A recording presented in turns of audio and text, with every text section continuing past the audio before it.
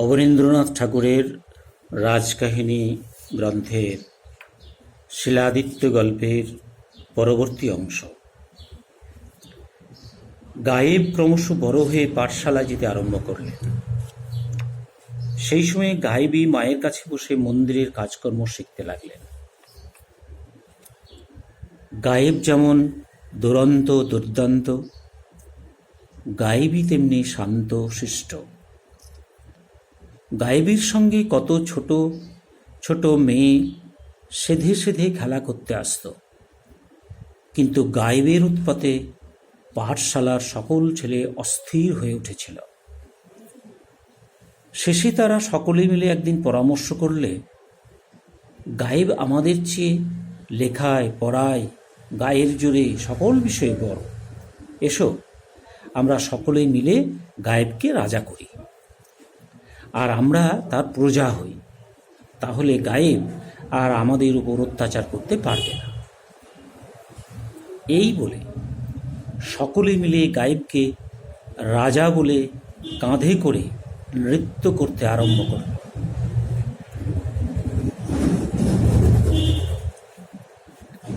গায়েব হাসি খুশিতে সেই সকল ছোট ছোট ছেলের কাঁধে বসে আছেন। এমন সময়ে একটি খুব ছোট ছেলে বলে উঠল, আমি রাজার পূজারী, মন্ত্র পড়ে গায়েবকে রাজটিকা দেব। তখন সেই ছেলের পাল গায়েবকে একটা মাটির ঢিবির উপর বসিয়ে দিল। গায়েব সত্যি রাজার মতো সেই মাটির সিংহাসনে বসে আছেন। এমন সময় সেই ছোট ছেলেটি তার কপালে তিলক টেনে দিয়ে বললে, গায়েব, তোমার নাম জানি, বলো তোমার মায়ের নাম কি, বাপের নাম কি?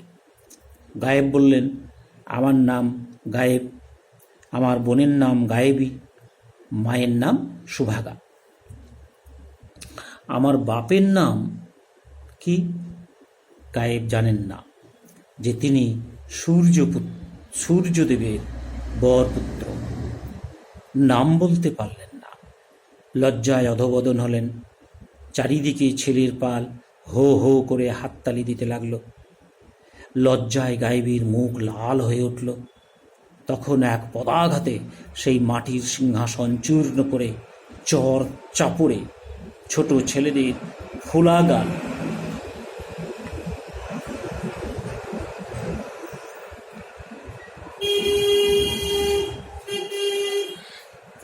বেশি করে ফুলিয়ে রাগে কাঁপতে কাঁপতে গায়েব একেবারে দেব মন্দিরে উপস্থিত হলেন। সুভাগা গায়েবীর হাতে পিতলের একটি ছোট্ট প্রদীপ দিয়ে কেমন করে সূর্যদেবের আরতি করতে হয় শিখিয়ে দিচ্ছিলেন। এমন সময় ঝড়ের মতো গায়েব এসে পিতলের প্রদীপটা কেড়ে নিয়ে টান মেরে ছুঁড়ে ফেলে দিলেন। নিরেট পিতলের প্রদীপ পাথরের দেওয়ালে লেগে ঝনঝন শব্দে চুরমার হয়ে গেল। সেই সঙ্গে সূর্যদেবের মূর্তি আঁকা একখানা কালো পাথর সেই দেওয়াল থেকে খসে পড়ল। সুভাগা বললেন, আরে উন্মাদ, কি করলি? সূর্যদেবীর মঙ্গল আরতি ছারখার করে দেবতার অপমান করলি। গায়েব বললেন, দেবতা বুঝি নে, সূর্য বুঝি নে, বলো আমি কার ছেলে? না হলে আজ তোমার সূর্যমূর্তি কুণ্ডের জলে আমি ডুবিয়ে দেব। যদিও প্রকাণ্ড সেই সূর্যমূর্তি ভীম এলেও তুলতে পারতেন না, তবু গায়েবের বীর দর্প দেখে সুভাগার মনে হলো কি জানে কি করে। তিনি তাড়াতাড়ি গায়েবের হাত দুটি ধরে বললেন, বাছা, শান্ত হোক, স্থির হোক, আর সূর্যদেবীর অপমান করিস নে। পিতার নামে কি কাজ? আমি তোর মা আছি, গায়েবী তোর বোন, আর তোর কিসের অভাব? গায়েব তখন কাঁদতে কাঁদতে বললেন, তবে কি মা, আমি নীচ, জঘন্য, অপবিত্র, পথের ধুলো, ভিখিরির অধম। কথাগুলো তীরের মতো সুভাগার বুকে বাজল। তিনি দুই হাতে মুখ ঢেকে বসে পড়লেন। মনে মনে ভাবলেন, হায় ভগবান, কি করলে? এ দুরন্ত ছেলেকে কেমন করে বোঝায়? কি বলে প্রবোধ দিই? গায়েব গায়েবী নীচ নয়, অপবিত্র নয়, সূর্যের সন্তান সকলের চেয়ে পবিত্র, এ কথায় কে বিশ্বাস করবে?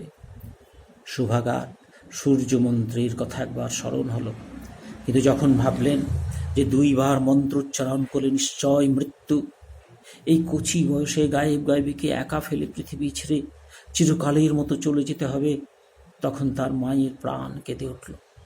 সুভাগা বললেন, বাছা, কথা রাখ, ক্ষান্ত দে, চল আমরা অন্য দেশে চলে যাই, সূর্যদেবকে তোদের পিতা বলে জেনে রাখ। গায়েব ঘাড় নাড়লেন, বিশ্বাস হয় না। তখন সুভাগা বললেন, তবে মন্দিরের সমস্ত দরজা বন্ধ কর, এখনই তোদের পিতাকে দেখতে পাবি, কিন্তু হায়, আমাকে আর ফিরে পাবি না। সুভাগার 2 চক্ষে জল পড়তে লাগল। গায়েবী বললে, ভাই, মাকে কেন কষ্ট দাও? গায়েব উত্তর না দিয়ে মন্দিরের সমস্ত দরজা বন্ধ করে দিলেন। সুভাগা দুজনের হাত ধরে সূর্য মূর্তির সম্মুখে গিয়ে ধ্যানে বসলেন। এই মন্দিরে একাকিনী সুভাগা একদিন মৃত্যু ইচ্ছা করে যে মন্ত্র নির্ভয়ে উচ্চারণ করেছিলেন, কাল সর্পের মতো সেই সূর্যমন্ত্র আজ উচ্চারণ করতে তার মায়ের প্রাণে কতই ভয়, কতই ব্যথা। সূর্যদেব দর্শন দিলেন। সমস্ত মন্দির যেন রক্তের স্রোতে ভাসিয়ে প্রচণ্ড মূর্তিতে দর্শন দিলেন সূর্যদেব। সুভাগা বললেন, প্রভু, গায়েবী কার সন্তান? সূর্যদেব একটি কথা কইলেন না। দেখতে দেখতে সূর্যের প্রচণ্ড তেজে ভিখারিণী সুভাগার সুন্দর শরীর জ্বলে পুড়ে ছাই হয়ে গেল। গায়েবী কেঁদে উঠল, মা, মা। গায়েব জিজ্ঞাসা করলেন, মা কোথায়? সূর্যদেব কোনো উত্তর করলেন না, কেবল পাষাণের ওপর রাশিকৃত ছাই দেখিয়ে দিলেন। গায়েব বুঝলেন মা আর নেই। রাগে দুঃখে তার চোখে আগুন জ্বলে উঠল। গায়েব মন্দিরের কোণ থেকে সূর্যমূর্তি আকাশেই পাথরখানা কুড়িয়ে সূর্যদেবকে ছুরি মারলেন। যমরাজের মহিষের মাথাটার মতো সেই কালো পাথর সূর্যদেবের মুকুটে লেগে জ্বলন্ত কয়লার মতো একদিকে ঠিকরে পড়ল। সঙ্গে সঙ্গে গায়েব মূর্ছিত হয়ে গেলেন। অনেকক্ষণ পর গায়েব জেগে উঠলেন। তখন সূর্যদেব অন্তর্ধান হয়ে পড়েছেন। মাথার কাছে শুধু গায়েবই বসে আছে। গায়েব জিজ্ঞাসা করলেন, সূর্যদেব কোথায়? গায়েবী তখন সেই কালো পাথরখানা দেখিয়ে বললে, এই নাও ভাই, আদিত্য শিলা। এই পাথর তুমি যার উপর ফেলবে তার নিশ্চয় মৃত্যু। সূর্যদেব এটি তোমায় দিয়ে গেছেন আর বলে গেছেন তুমি তারই সন্তান। আজ থেকে তোমার নাম হলো শিলাদিত্য। তোমার বংশ সূর্য বংশ নাম নিয়ে পৃথিবী শাসন করবে, আর তুমি মনে মনে ডাকলেই এই সূর্যকুণ্ড থেকে 7টা ঘোড়ার পিঠে সূর্যের রথ তোমার জন্য উঠে আসবে। রথের নাম সপ্তাশ্ব রথ। যাও ভাই, সপ্তাশ্ব রথে আদিত্য শিলা হাতে পৃথিবী জয় করে এসো। গায়েব বললেন, তোকে কোথা রেখে যাব বোন? গায়েবী বলল, ভাই, আমাকে এই মন্দিরে বন্ধ করে রেখে যাও। আমি বাগানের ফল, কুণ্ডের জল খেয়ে জীবন কাটিয়ে দেব। তারপর তুমি যখন রাজা হবে, আমায় এই মন্দির থেকে রাজবাড়িতে নিয়ে যেও। গায়েব মহানন্দে গায়েবীকে সেই মন্দিরে বন্ধ রেখে 7 ঘোড়ার রথে পৃথিবী জয় করতে বেরিয়ে গেলেন। আর গায়েবী সেই রাশিকৃত ছাই সূর্যকুণ্ডের জলে ঠেলে দিয়ে মারে ভাইরে বলে পাষাণের উপর আছাড় খেয়ে পড়ল। সেদিন গভীর রাত্রে যখন আকাশে তারা ছিল না, পৃথিবীতে আলো ছিল না, সেই সময় হঠাৎ সূর্য মন্দির ঝনঝন শব্দে একবার কেঁপে উঠল। তারপর 80 মণ কালো পাথরের প্রকাণ্ড সূর্য মূর্তিকে নিয়ে আর ননির পুতুলির মতো সুন্দরী গায়েবীকে নিয়ে আধখানা মন্দির ক্রমে মাটির নিচে চলে যেতে লাগলো। গায়েবী প্রাণ ভয়ে পালাবার চেষ্টা করল, বৃথা চেষ্টা। গায়েবী দেওয়াল ধরে উঠবার চেষ্টা করল, পাথরের দেয়ালে পা রাখা যায় না, কাছের সমান। তখন গায়েবী ভাইরে বলে অজ্ঞান হয়ে পড়ল। তারপর সব শেষ, সব অন্ধকার। কতদিন চলে গেছে। গায়েব তার সেই সপ্তাশ্বরথে পৃথিবী ঘুরে দেশ বিদেশ থেকে সৈন্য সংগ্রহ করে রাজ্যের পর রাজ্য জয় করে শেষে বল্লভীপুরে রাজাকে সেই আদিত্য শিলা দিয়ে সম্মুখ যুদ্ধে সংহার করে শিলাদিত্য নাম নিয়ে রাজ সিংহাসনে বসে পাঠশালার সঙ্গীদের কাউকে মন্ত্রী, কাউকে বা সেনাপতি করে যত নিষ্কর্মা বুড়ো কর্মচারীদের তাড়িয়ে দিলেন। তারপর হুলুধ্বনি শঙ্কধ্বনির মাঝখানে শিলাদিত্য চন্দ্রাবতী নগরের রাজকন্যা পুষ্পবতীকে বিয়ে করে শ্বেত পাথরের শয়ন মন্দিরে বিশ্রাম করতে গেলেন। ক্রমে রাত্রি যখন গভীর হল, কোনো দিকে সারা শব্দ নেই। পায়ের ধারে চামর ধারিনি চামর হাতে তুলে ঢুলে পড়েছে, মাথার শিওরে সোনার প্রদীপ নিভো নিভো হয়েছে। সেই সময় শিলাদিত্য তার ছোট বোন গায়েবীর কচি মুখখানি স্বপ্নে দেখলেন। তার মনে হলো যেন অনেক অনেক দূর থেকে সেই মুখখানি তার দিকে চেয়ে আছে, আর সেই সূর্য মন্দিরের দিক থেকে কে যেন ডাকছে, ভাই রে, ভাই রে, ভাই রে। শিলাদিত্য চিৎকার শুনে জেগে উঠলেন। তখন ভোর হয়েছে। তিনি তৎক্ষণাৎ রথে চড়ে সৈন্য সামন্ত নিয়ে সূর্য মন্দিরে উপস্থিত হলেন। দেখলেন ভীমের বর্ম দুখানার মতো মন্দিরের দুখানা কপাট একেবারে বন্ধ। কতকালের লতাপাতা সেই মন্দিরের দুয়ার যেন লোহার শিকলে বেঁধে রেখেছে। শিলাদিত্য নিজের হাতে সেই লতাপাতা সরিয়ে মন্দিরের দুয়ার খুলে ফেললেন। দিনের আলো পেয়ে এক ঝাঁক বাদুর ঝটাপট করে খোলা দরজা দিয়ে বেরিয়ে গেল। শিলাদিত্য মন্দিরে প্রবেশ করলেন। চেয়ে দেখলেন যেখানে সূর্যদেবের মূর্তি ছিল সেখানে প্রকাণ্ড একখানা অন্ধকার কালো পর্দার মতো সমস্ত ঢেকে রেখেছে। শিলাদিত্য ডাকলেন, গায়েবী, গায়েবী, কোথায় গায়েবী? অন্ধকার থেকে উত্তর এলো, হায় গায়েবী, কোথায় গায়েবী? শিলাদিত্য মশাল আনতে হুকুম দিলেন।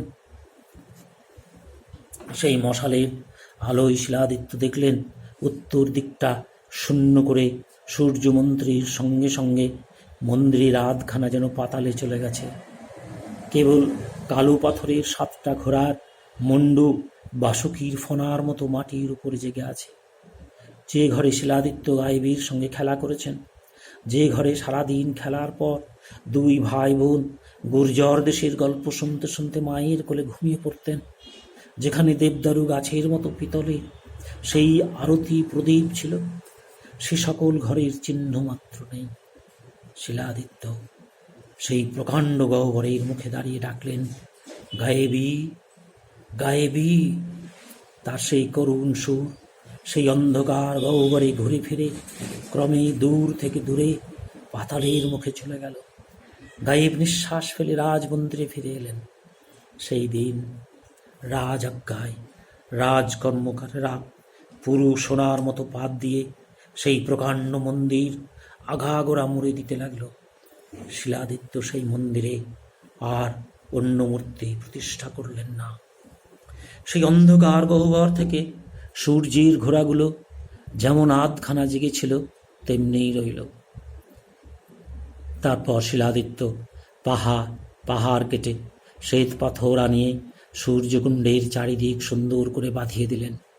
যখনই কোনো যুদ্ধ উপস্থিত হতো, শিলাদিত্য সেই সূর্যকুণ্ডের তীরে সূর্যের উপাসনা করতেন। তখনই তার জন্য সপ্তাশ্ব রথ জল থেকে উঠে আসত।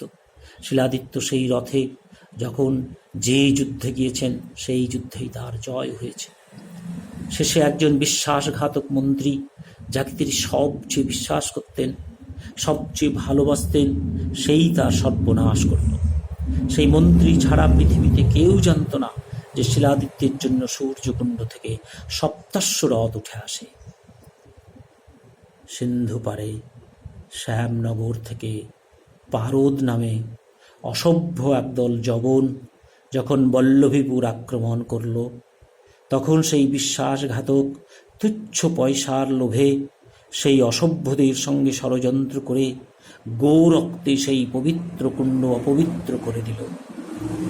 শিলাদিত্য যুদ্ধের দিন যখন সেই সূর্যকুণ্ডের তীরে সূর্যের উপাসনা করতে লাগলেন, তখন আগেকার মতো নীল জল ভেদ করে দেবরথ উঠে এলো না। শিলাদিত্য 7টা ঘোড়ার 7টা নাম ধরে বারবার ডাকলেন, কিন্তু হায়, কুণ্ডের জল যেমন স্থির তেমনি রইল। শিলাদিত্য হতাশ হয়ে রাজরথে শত্রুর সম্মুখে উপস্থিত হলেন, কিন্তু সেই যুদ্ধেই তার প্রাণ গেল। সমস্ত দিন যুদ্ধের পর সূর্যদেবের সঙ্গে সঙ্গে সূর্যের বর পুত্র শিলাদিত্য অস্ত গেলেন। বিধর্মী শত্রু সোনার মন্দির চূর্ণ করে বল্লভীপুর ছাড়খাড় করে গেল। ধন্যবাদ।